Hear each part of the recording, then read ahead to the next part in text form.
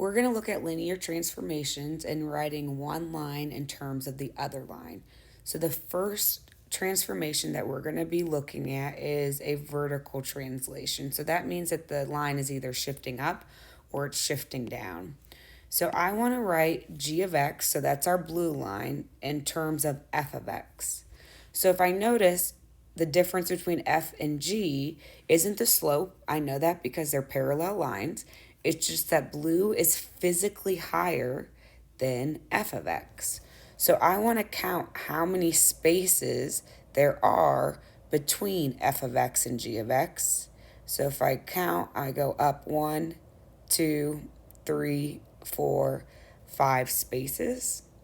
All right. Is 5 units, which makes sense if I were to write g of x out. Okay, my y-intercept is 6, my rise over my run is 2. I'm looking at y equals 2x plus 6. Okay, so I have the same exact slope. All right, it's just that my y-intercept is now 6 instead of 1, so I increased by 5.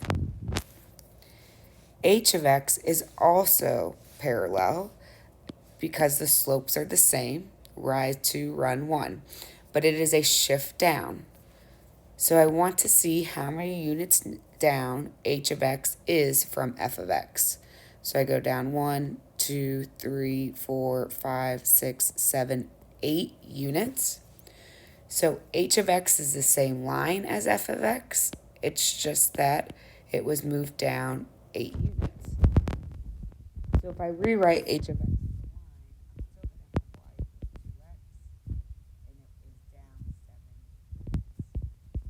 so if you notice, the difference between 1 and 7 is negative 8.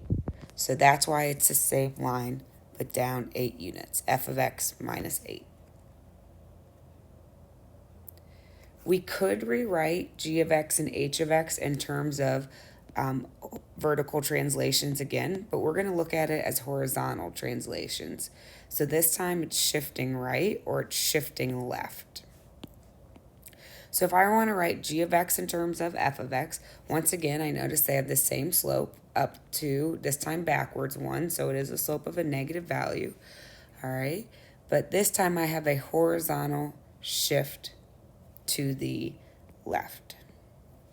So I want to count how many units. 1, 2, 3, 4. So since it's a horizontal shift, that affects our x-axis. So I'm not going to add on to the end of my line. I'm going to add on within my x value. So I'm going to rewrite g of x as f of, and then parentheses, x plus 4. H of x, once again, has the same exact slope of negative 2. We're just shifting now to the right. So I'm going to go to the right 1, 2, 3 units. Once again, this is a horizontal shift, so it affects the x value. So h of x is still f of x, except this time we're moving 3 units to the right, and we write that as minus 3. The biggest mistake or misconception that students are going to make with this idea is that when we go to the left, we don't subtract, which is what you would think we would do since we're on the x-axis moving in the negative direction. We actually move the opposite. We add 4. And then when we go to the right, any set amount of units, we're moving towards the positive values, but we actually end up subtracting 3. Our next translation or transformation is a reflection, and we can reflect 2 ways. We can reflect across the y-axis, and we can reflect across the x-axis. So we're going to first look at f of x and g of x. If you notice, they have similar slopes of 1/2. It's just that one is positive and one is negative, but they both go through the intercept on the y-axis of 3. So if I wrote out my f of x as 1/2 x plus 3, and I actually made a table to make this concept a little bit easier.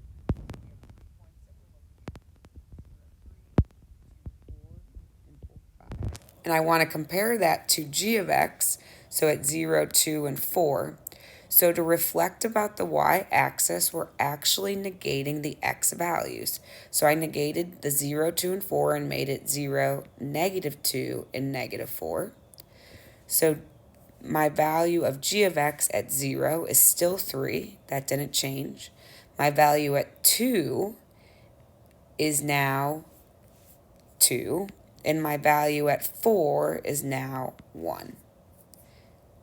So in order to write g of x in terms of f of x, we negated the x only, f of -x. A reflection about the x-axis, so now we're focusing on f of x and h of x, is a little bit different. When we reflect about the x-axis, they share the x-intercept this time instead of the y-intercept. So my original function is 1/2 x plus 3. I have those same coordinates written down. But now we're going to evaluate h of x in terms of 0, 2, and 4. Those should be h's. So at 0, okay, my g of x value is, if I plug it in 3, if I multiply that by a negative, sorry, this should be f of x. My f of x value is 3, but with h of x, we end up getting -3. If I'm looking at 2, my f of x value is 4, but my h of x value is -4. At 4, my f of x value is 5. My h of x value is -5. Sorry, this was 5. H of x is -5. So the only thing that happened, or that, not the only thing, what happened is that our function, the entire function, was multiplied by negative, not just the x value. So we rewrite that as h of x is equal to negative f of x.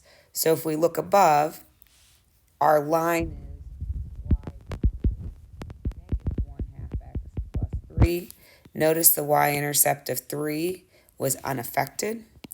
If I rewrite h of x, however, I have y equals -1/2 x minus 3. My y-intercept was affected.